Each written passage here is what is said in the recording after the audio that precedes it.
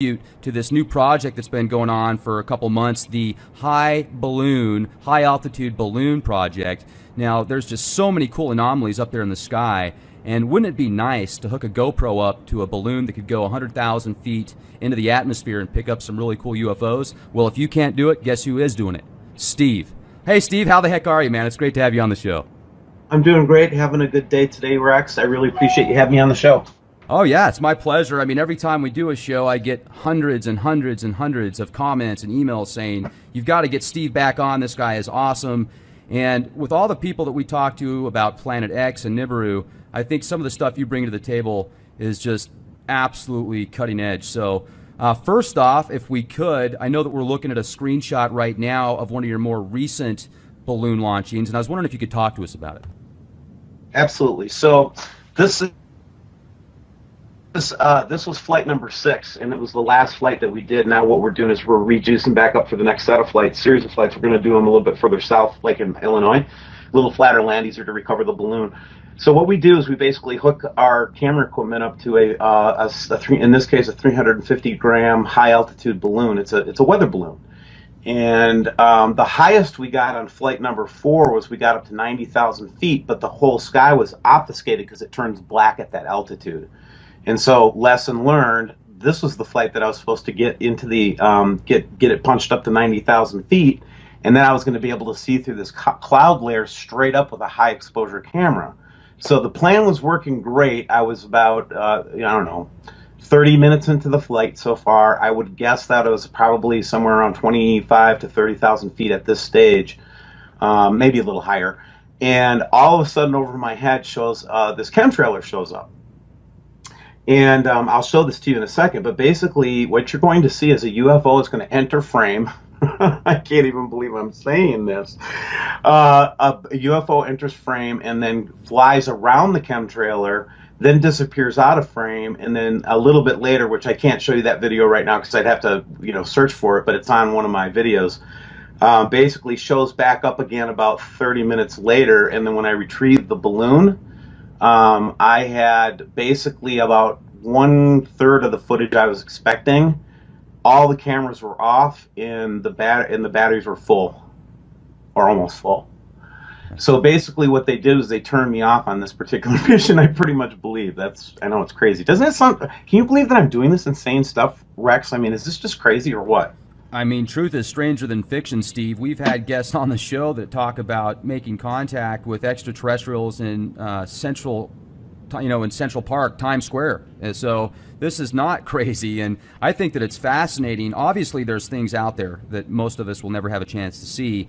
And I think with as much momentum as you've got right now at the Wormwood System Observer and with these different projects you're doing, they probably knew before you sent it out there that you were going to, and they're just kind of keeping an eye on you, man. Maybe they're letting you and your audience know, hey, we're out there.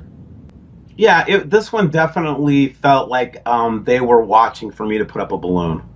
And so I thought I had them stumped because what I did was I rented a rental car. And I thought for sure they couldn't low jack that, right? Same day, drive out to the site.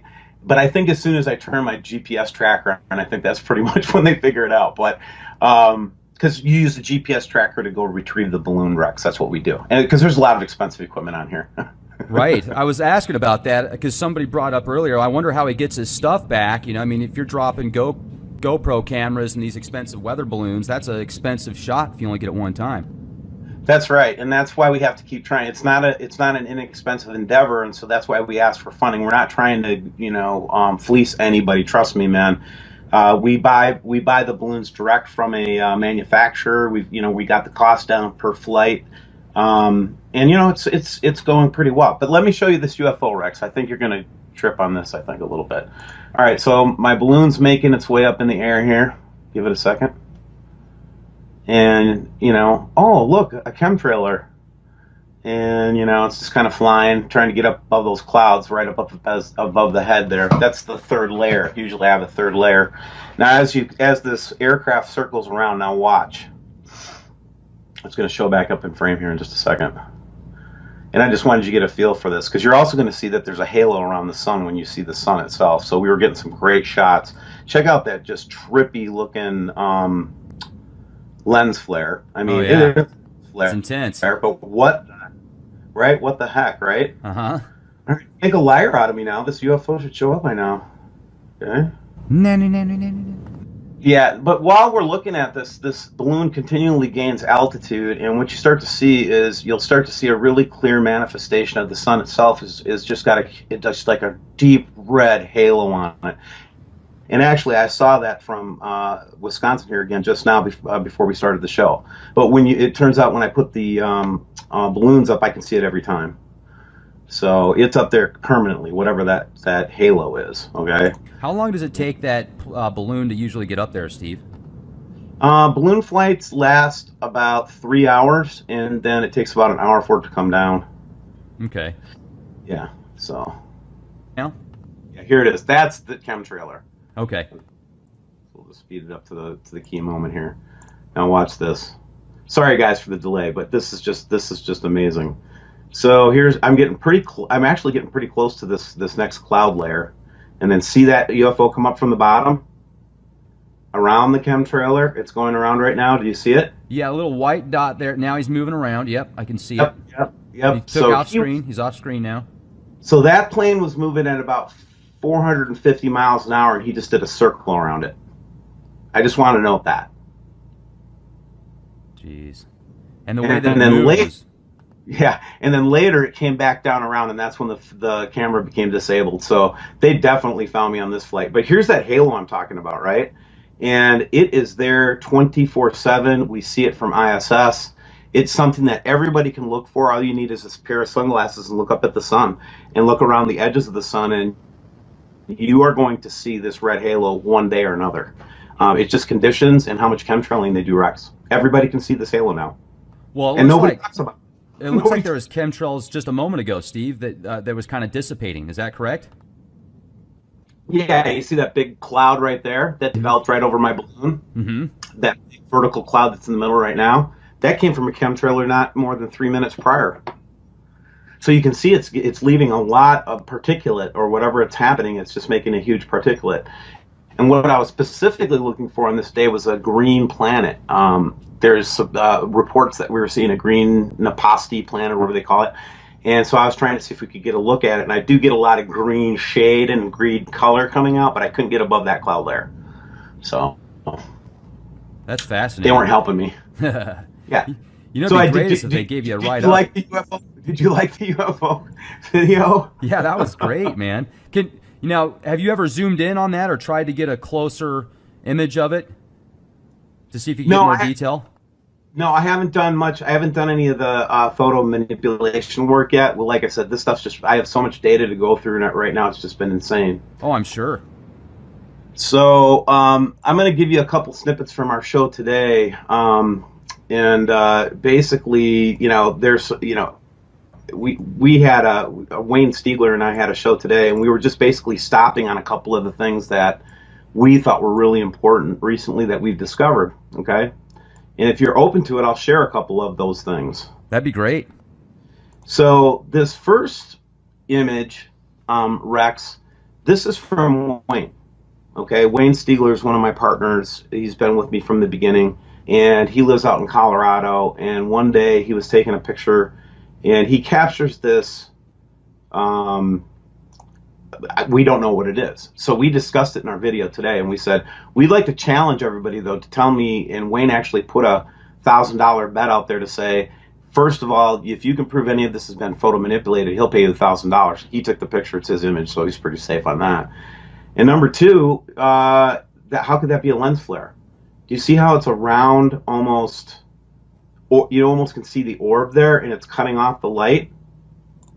I mean, do you think it's that big? Again, this is where we're following the evidence, and that's what I wanted to introduce to you today. Okay. So as we continue to follow the evidence, what's just freaking us out right now is the fact that we think that this system we might already have been in the system since 2011. Okay, I've heard that before. And the paradigm shift for us, as we're following the evidence and doing this work, is that we are not being orbited, but we are orbiting. We're orbiting a bigger system. Okay. That's the hypothesis that's coming out. Okay. And so here's Wayne's video. He's actually showing me the video, and then we go through a couple of clips of it, and you can see here, you know, again, this is just one of those pieces of evidence that we just needed to stop on, Rex, and say, guys, we show you tons of pictures. Sometimes the pictures have good stuff in them, sometimes they don't. We passed over this picture, so we wanted to spend some real quality time on it together, right? So I want to spend some quality time with you on it. So here we've got this orb, you know, hanging out there in the middle of the sky. You know, Wayne tries to play his video here. It doesn't really work that well, but we'll get into some of the photo manipulation he got into. But this is a photograph that we took, right? And then here, when you do a gamma enhancement, you can actually see that something is cutting the light off on these streams of light. And so the only reason that we were even looking at this is because we ran into this guy named Samuel Hoffman, who was this genius that's been underground for, I don't know, 25 years, something like that. And he actually figured this out and was approached by the government and basically, you know, was offered a job with them and so forth, because he actually figured out just by physics calculations that our sun could not hold 9 planets by itself. There had to be another outside influence, and they caught him by seeing his term paper for physics got pushed up to a college level professor, and the next thing you know, he's got, you know, CIA guy and the men in black in his house. Jeez. This is back in the 80s. Okay. So anyway, Sam's the one who's been tracking this thing, so I don't want to take credit for this, but we listen to all points of view. We have Dr. Alan Miller on to talk about it. We have Marshall Masters on our channel to talk about stuff. You know how we go. We roll with everybody, right? Right. We want to God. Well, so we gave Samuel a chance to kind of tell us his story. And as it turns out, he's been observing this since 2009, and he watched it roll in, and he has 500,000 pictures or some huge number of pictures, and nobody would listen to this guy, okay? He's just underground. He doesn't want to be noticed by anybody, and he came forward to WSO, trusting that we would be honest with his material, and he showed us and basically made a very good case that we've been riding through the outer skirts of a solar system with giant planets, and we're the ones that are going through perihelion right now, not them. Okay, that's interesting. So if you think about a PSYOPs program, which I've been part of in my experience in the Air Force and NSA, okay, so we got trained on this stuff. And what really disturbed me about this particular revelatory moment when I started to look at this as a big planet potential, like we've been in the middle of these things, and instead of these things being far away and little dots on the skyline, the way that they have us all looking is out, right? They have us looking through, you know, telescopes. They have us looking through SOHO, LASCO, all those things which are way out there, okay? Nobody has anything looking at right close, within 10 lunar distances of the Earth, or in that range, right? Mm-hmm. So when you open your mind up to that idea, right, all of a sudden, if you can just let the paradigm switch to we are in the middle of them right now, and our planet's being tossed around magnetically because of it, these things start to fit together and piece together better, Rex. It's far away and it's coming towards us theory just doesn't ring as true to us as the one that says we're basically on the outer limits of their or have been on the outer limits of their solar system, moving through. You know, it's interesting you bring this up, Steve, because we had a guest on a few weeks ago by somebody that used to be Black Ops, at least that they say, Sergeant Patty Brackett, and she claims she was inside of all of NASA's equipment doing software upgrades, and she was supposedly the person that actually developed the majority of the software for many of these satellite systems. And she was showing me footage of over 100 of these planets that are very close to Earth, and nobody can see them because of this, you know, supposed cloaking that's going on. And I took it all with a grain of salt. You know, I'm just thinking, okay, this is even more insane than what, you know, just one planet coming in. But at the same time, she was showing me a lot of data, and there was other people on that call, Steve, that were backing up her testimony. So either, you know, they were just a big psyop, they were totally, you know, crazy, or she is 100% legit. And some of the stuff that she showed me, I mean, it's pretty compelling.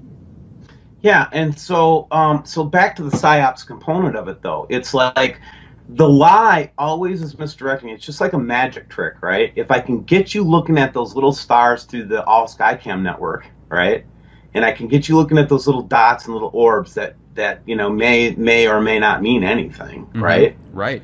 While there's this huge planet that's filling up your whole sky right over your head, that's the way we used to roll, baby. That's how we rolled. And as soon as I opened my mind to the big planet theory and looked up, I started to see this stuff for myself, just from a paradigm shift. Reminiscent of the Indians who saw the Spaniards coming in, there were many in the tribe that could not even see them until they hit the shore because it was such a foreign thing to see ships on the horizon. They didn't even know what it was. They couldn't even acknowledge that it was there, okay? Right. It was the same phenomenon I felt like I went through, and I looked up, and now all of a sudden I look at the sky completely differently. And yeah, does it make sense to anything I've been told in school? No. I feel like if this was true, if we really were around these big planetary objects like this, that we'd basically be like a gravitational ping pong ball. But then you look at the data and you see that as we got closer and closer to these in Sam's theory, that earthquake activity has jumped over 1,000%. So doesn't that count, right? It's like there's the data right under your nose. You're up by 1,000 or 2,000% in earthquake activity, and you're waiting for earthquake activity? Shut up! It's already happening. Right. Exactly. That's exactly the way we rolled. We always tried to make you think it was something 5 times more complicated. Okay. And 9 times out of 10, the secrets in the military that I saw were just one of those like V8 moments. Like if I would have just looked at it differently, I would have got it. It's like that magic trick. I try to distract you with the left hand while I'm doing something with the right hand or with my right foot, right? And that's how magic works. That's exactly the way psyops work, by the way. Same exact idea. Let me ask you a question, Steve. I had Dr. Joseph Mara on with us yesterday, and he sent some video footage where he was actually recording the sun, and to the top left of it, I actually would like to show this because it looks like some amazing footage of a second sun, or of a planetary body that looks like a second sun because of the reflection or whatever. And he's moving the camera around, and you can see the lens flares going around, right? But then there's this one object to the top left that's just staying at the exact same spot. So he thinks he's got Planet X, no question. I mean, you can see the lens flares, then you can see these bodies that are staying stationary. So he goes and gets, he says he breaks open a floppy disk and pulls out the iron oxide film that's in a floppy disk, and then he puts it over the camera or something, I guess he says, and he sees that, he does this, he says 15, 20 minutes later or something, I think, and that Planet X, or what he thinks is Planet X, is now in a completely different location, far away, like unless that thing's moving at a just ridiculous orbit, he says there's no way it could have moved that far. So I'm trying to figure out why, though. I mean, is there just so much heat and light that the sun is going to cause the glare of a reflection within the lens to stay stationary, or could it very well possibly be that orbit, or just because of where he went back to record it, he wasn't in the same spot, so it looked like it was off balance? Because it's some really good footage. Yeah, I'd like to look at that footage, but so what I'm going to show you first is Australia. This is just a couple days ago, was sent to me, and basically this was from one of those webcams down in Australia that's not fisheye, and you can see the sun move across the planet. Okay. And then the second one I'm going to show you goes to what you're talking about, which is we think what we're capturing is Hercules. Right. You know what? Say that 3 times. I can't say it, but the main star of the system is what we're being told by people that think they're in the know. And again, I don't claim to know, guys. I'm just trying to get people's point of view. I wish people would understand that, Rex. You and I are just trying to get people's point of view. We don't necessarily believe everything we hear, okay? I just want you guys to know that, okay? I don't believe everything I hear. I really don't. Well, we know you don't, Steve. Here's the thing. Have you noticed that most of the trolls that leave comments actually don't even listen to the podcast? They just read a couple of words and they think that you're saying that the world's going to end. Because me personally, even if Planet X is real and there's a lot of stuff that's pointing to the possibility, I don't think that it's going to be an extinction level event. I think that we're going to thrive through it and still be here. It might kill off some people, yes, but I certainly feel we're going to keep going. So Well, we're going to start getting into that this might not be Planet X theory too, because there's some people that believe that there's some galactic stuff that we run into from time to time that also could be part of this cycle or explain that cycle. So, we're in a galaxy. There are other bodies in this galaxy. From time to time, solar systems, collide. So I'm not saying everything is Nibiru or wormwood, but, I am going to tell you that I'm seeing some stuff that's very compelling right now, right? Right. And here's an example of one of those things. So, basically, this is him, he's commenting on it. I'm not going to let it play because it will just confuse everybody. But basically, here this thing is, that thing is stationary, okay? That's what I'd expect to see an atmosphere to look like, okay? The red dots are part of some kind of something around the sun that we've been photographing quite often. But here the sun goes right by this thing. Now, you tell me that's a lens flare, and I might have to plead. I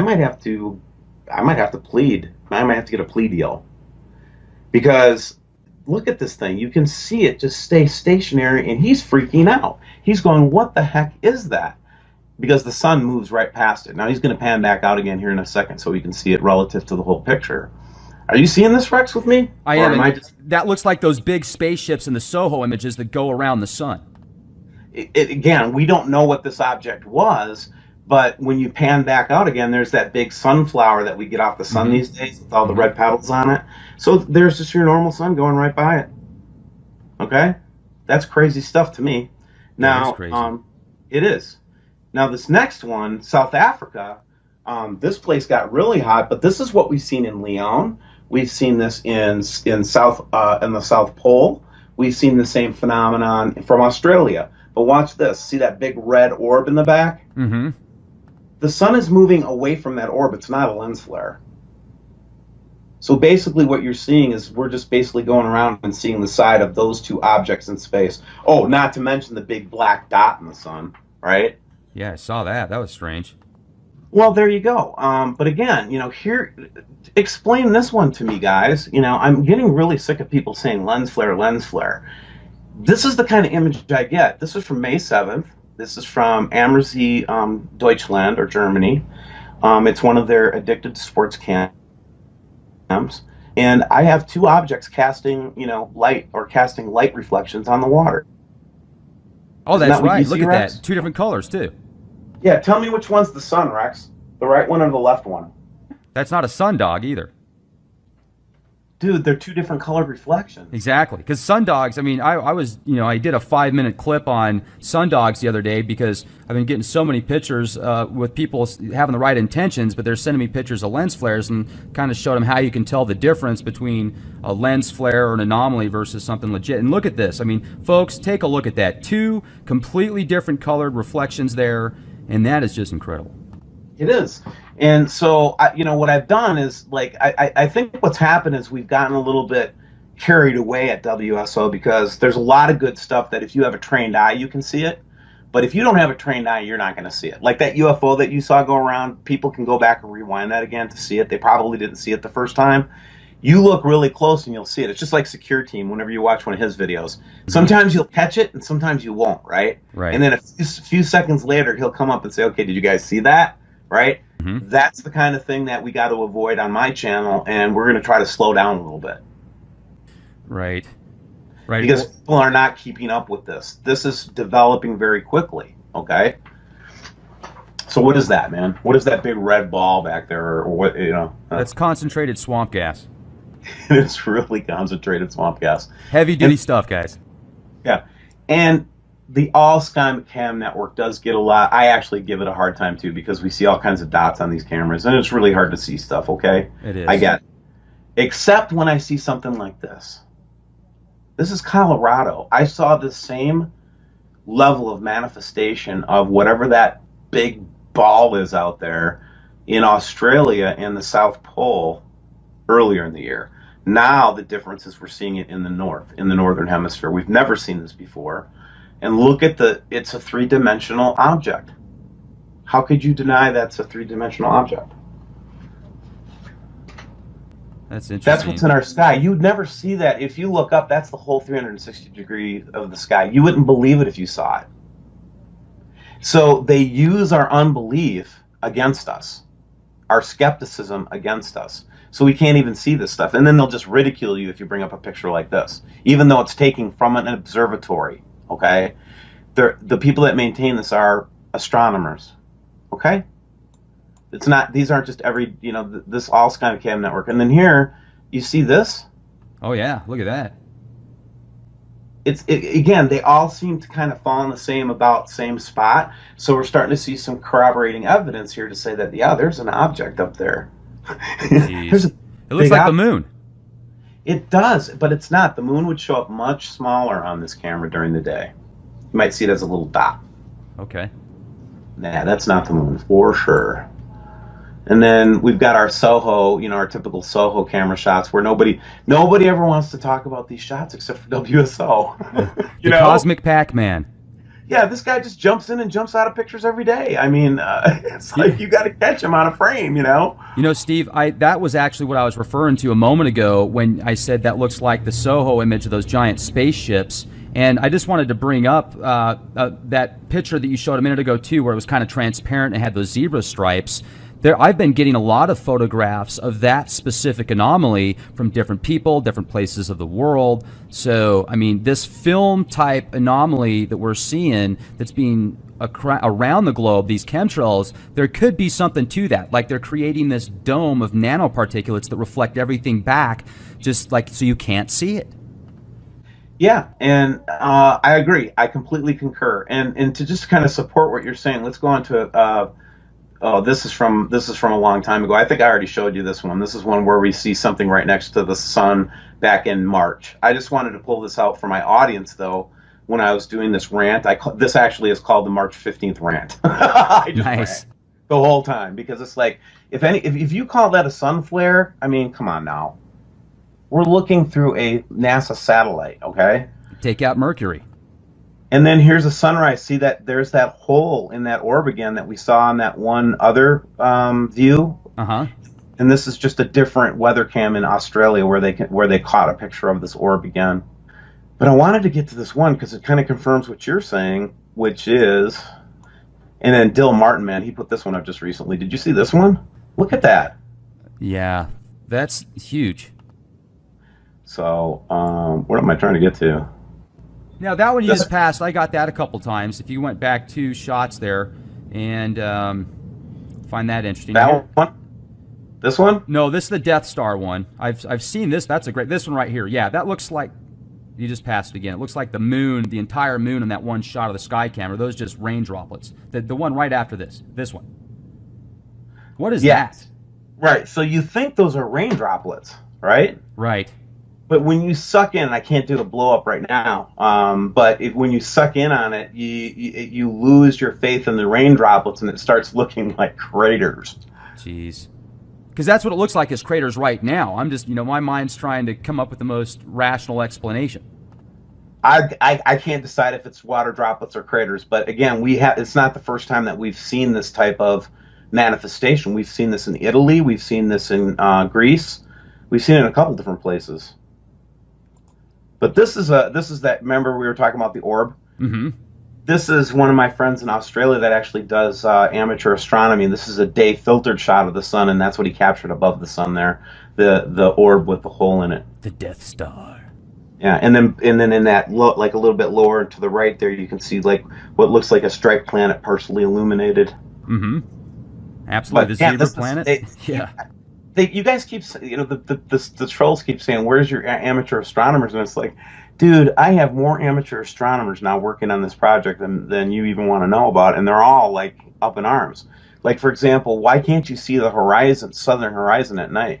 Go out there and try to see if you can pick up any stars in the very southern horizon tonight. Just tell me what you see.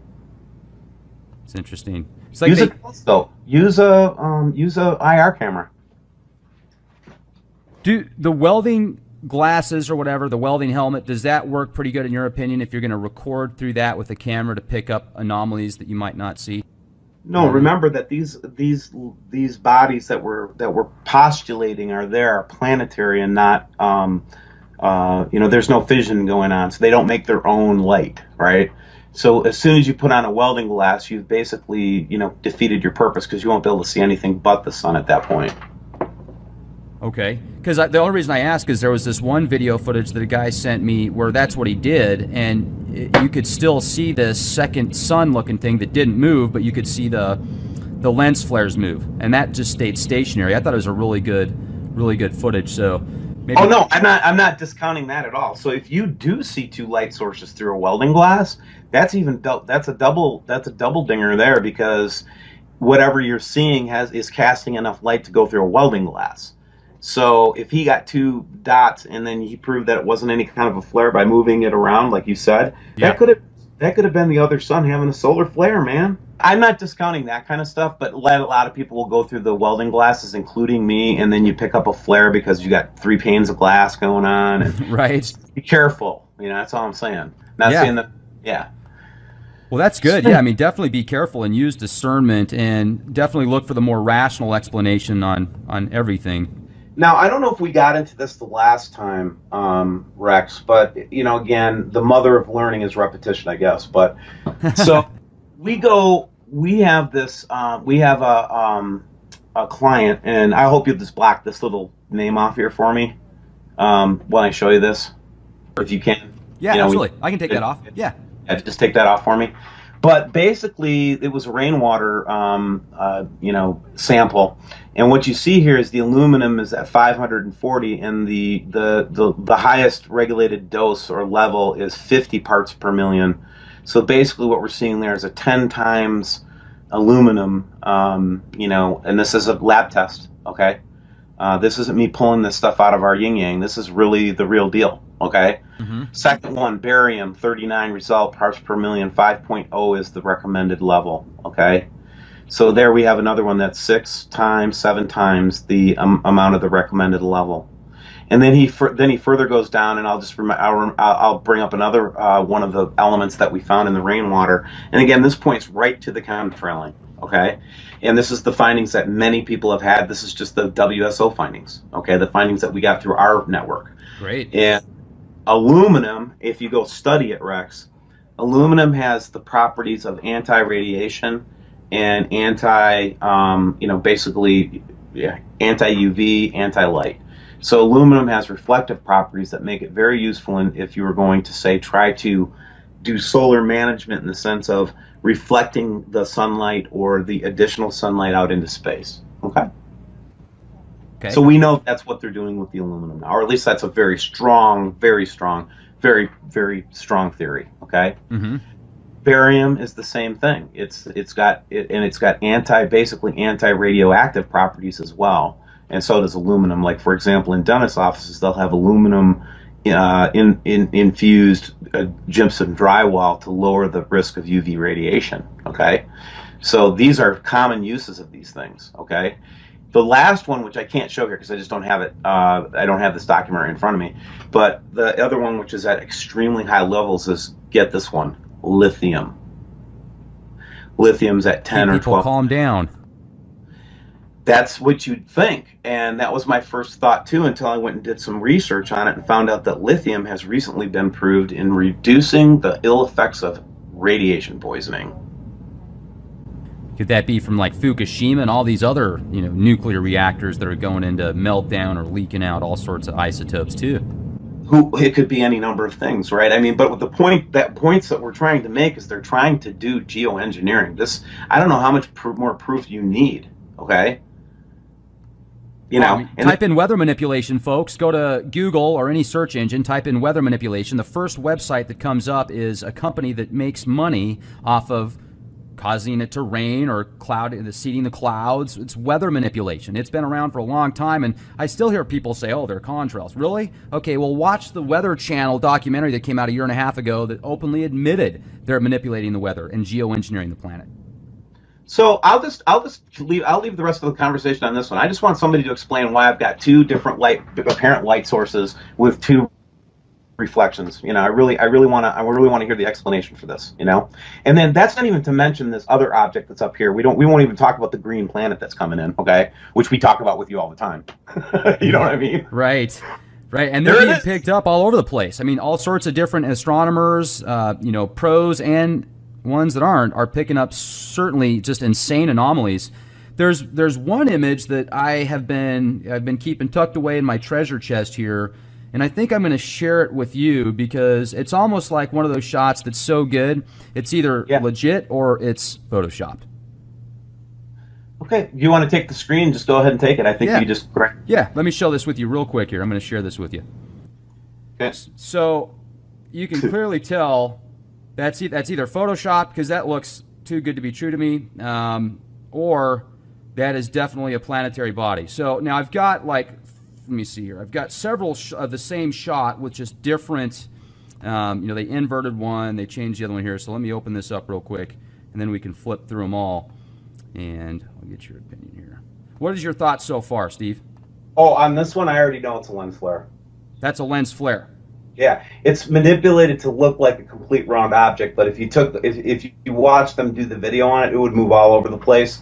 And that one on the right would be a dot in the middle of it with just basically a red half semicircle globe, and that's a common lens flare, but you can make it look like a planet. And the only thing you'd have to say is, well, if it's a planet, then why is it being illuminated from the top and not the bottom? Yeah.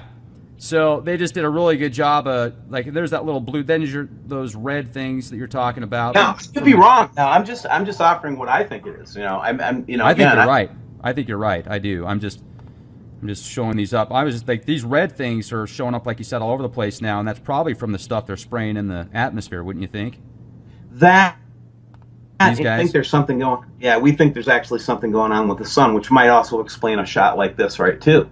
So we actually captured evidence of their, from the space station, of there could be a possibility that they have some kind of a device that they're using to move the position of the sun in the sky so it doesn't scare people. Okay. I know that's really far out. I can't even believe it came from my mouth. I really can't. But if you notice in this picture, this what is the shape of the sun right there? It's, I don't know. It's not circular, that's for sure. It's like oval.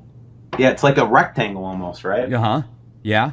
If the sun was really the one that's on the far right, and they're just moving it like that 10 degrees or whatever it is in the sky, by just redirecting the light of the sun so that we see it in a different part of the sky at all times. I don't know. It's just a theory that we have right now, but there's a lot of footage that we see that looks like they're generating light from a source in the sky, making it look like the sun. Uh-huh. And that's probably going to get me fired right there, but yeah. Take a look at this one right here. This was sent in, and earlier he had a shot just maybe half an hour before this one, I think, approximately, where the sun was up and, you know, it was setting down. And then once the sun had completely settled, there's this weird red anomaly here, and I'm sure you can see that. So yeah, I don't know what that is. What's your thought on that one? All right, so if you look at this if you accept the idea that there's a huge disk around, like, basically I'm looking at whatever that sun is, or let's say it's the sun, and I'm looking at it, and around there's a halo, and we get a halo picture every day around the sun. It's a red halo. We've also seen from space, pictures from space, that halo, and the light shoots out from the side of that shield or halo or whatever at a very high rate. And this is what I think he's seeing here, is the light that's shining through the halo, the sunlight that's escaping from the side of the halo.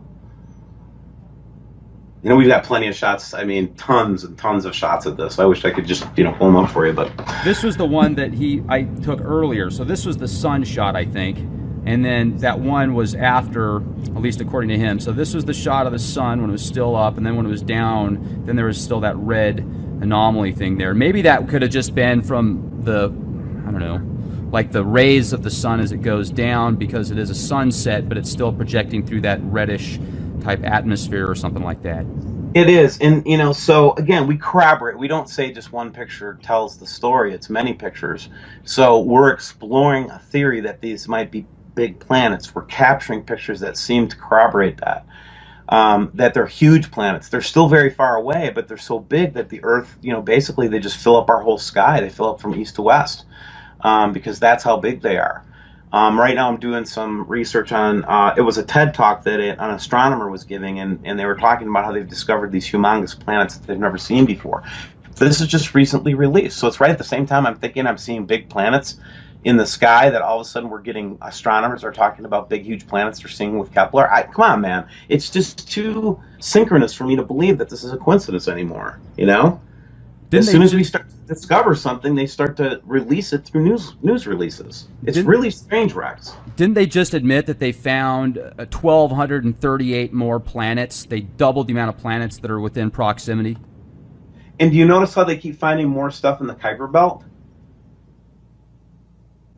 It's like, whoa, we found a red dwarf now or a brown dwarf in the Kuiper Belt. Did you hear that story? That release? Yeah, I sure did. I mean, there's news wait everywhere. A second, time out. You just told me you found another sun in our solar system. That's what you just told me, right?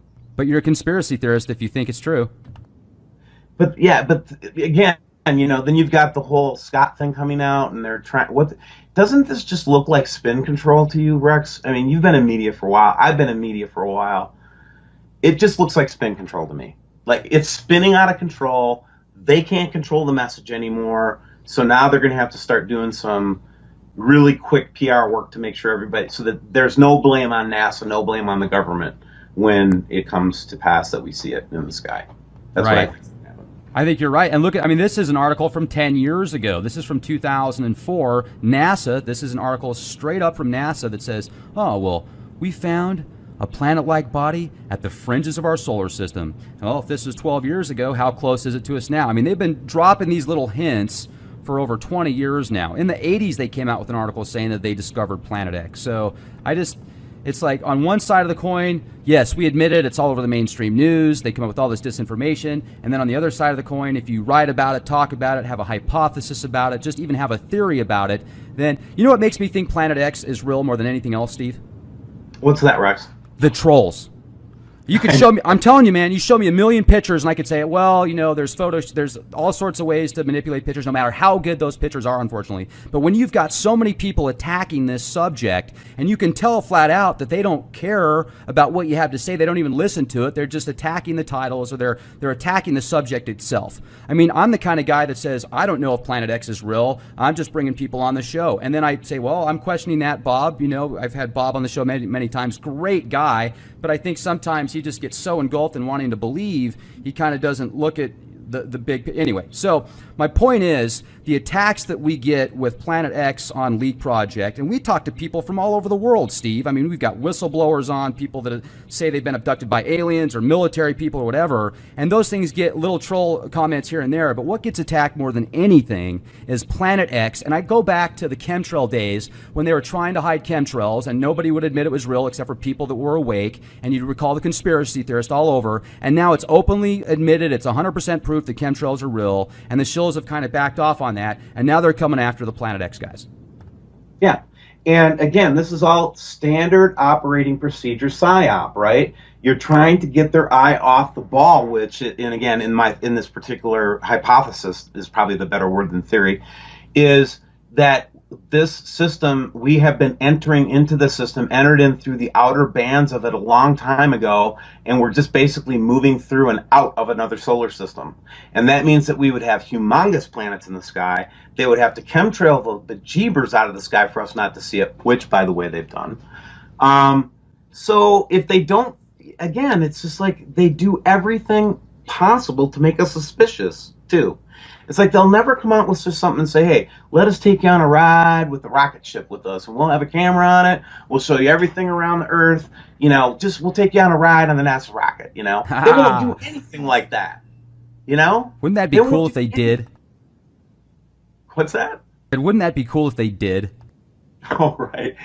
The chances of us getting real footage would be like zero, though. And how doesn't any of this bother anybody? That we have a government that can just lie to us?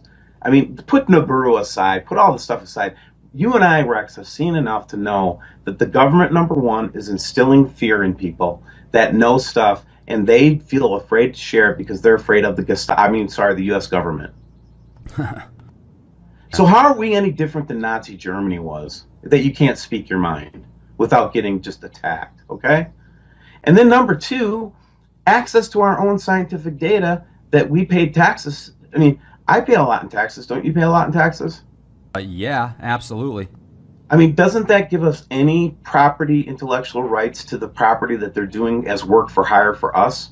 Because I'll tell you what, if I'm doing work for you, Rex, and I'm sitting in your building and I'm doing work for you, I can't claim ownership for that if I'm a salaried employee, right? For example, Right. only the business, only the LLC or the corporation can claim the intellectual property for that, right? Such as America. It's a corporation. Exactly. So my question is, if I want to take a business approach to this, is who owns the intellectual property? Well, it seems to me that if they're working for the American people are the holders of the intellectual property, and they're doing work for hire. So let's see it. You know, there's got to be a starting point. There needs to be a foundation. I don't know if you knew this. I interviewed Mike Norris yesterday.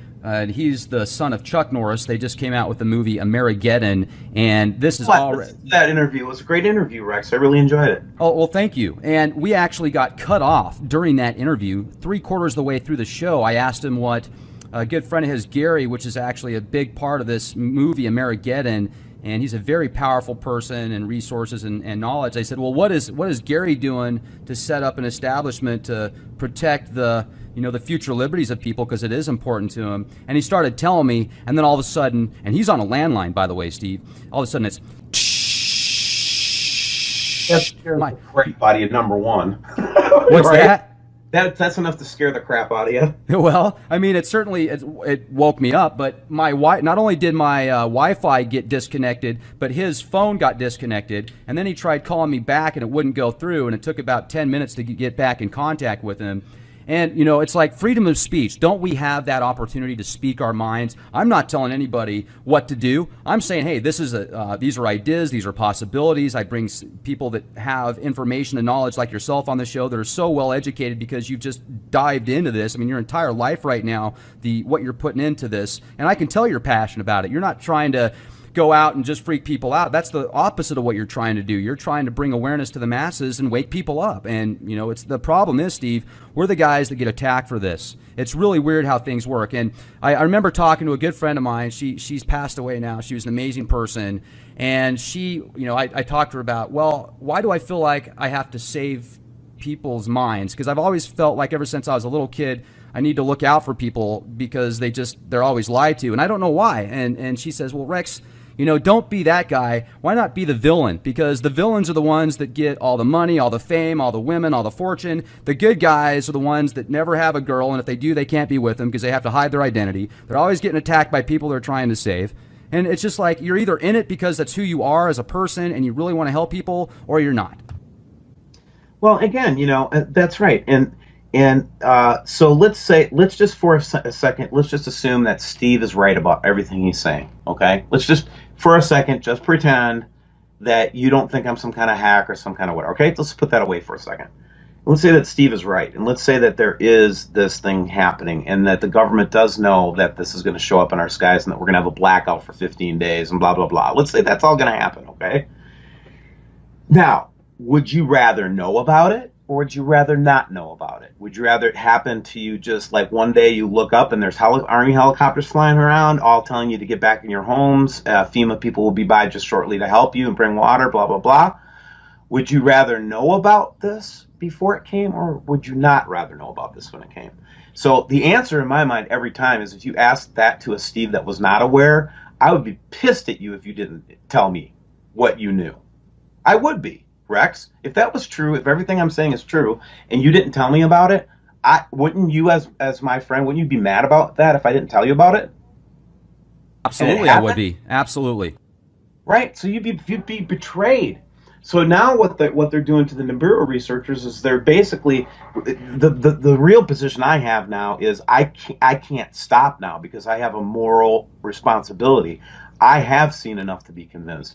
I have seen enough to be completely satisfied that the answer is we are somehow interacting with another solar system. What does that mean in terms of cataclysm? I don't know yet, right? I'm still that's what WSO is all about. We're trying to figure out what we're really facing and what we're really up against. And I'm going to tell you, Rex, we still don't know the whole story. We really don't. But I can tell you we're seeing some pretty compelling stuff. We certainly are, and I just want to let our audience know before we close out tonight, thank you for all the photos you've sent in to me. I've seen some really good ones, and even these ones that seem, wow, I mean, what is that? Is that the blue Kachina? Well, no, I mean, that's lens flare, And there's a way you can tell. A lot of these times when you see this type of anomaly where there's this really cool aura around the flare itself, I'm getting a lot of these pictures, that's why I just want to bring it up real quick. There's a good way to debunk that. Just take your camera outside and move it around and video, get some video footage, and you'll see that thing move around with the camera. So it looks cool, but it's lens flare. And keep looking up, you guys, because you're doing a great job. And Steve, I certainly appreciate you coming on, man. I love your energy, and there needs to be more people like you. So before we close out tonight, if you would, just let our listeners know a little bit more about what's going on with your high altitude balloon project and how they can help contribute to that project, please. Right on. So if you go to my YouTube channel, you can hit the support button, or you can also pick up the PayPal address from any of my videos that I put up. And what we're going to be doing is we're lining up the next 6 launches. So we're trying to build up a little war chest so that we can have all the equipment we need to do it. And then similarly, the ministry right now is, I call it a ministry now. How do you like that? Nice. We're basically starting to we're starting to actually consider bringing an IT person on staff so that we can start doing more secure management of the photos.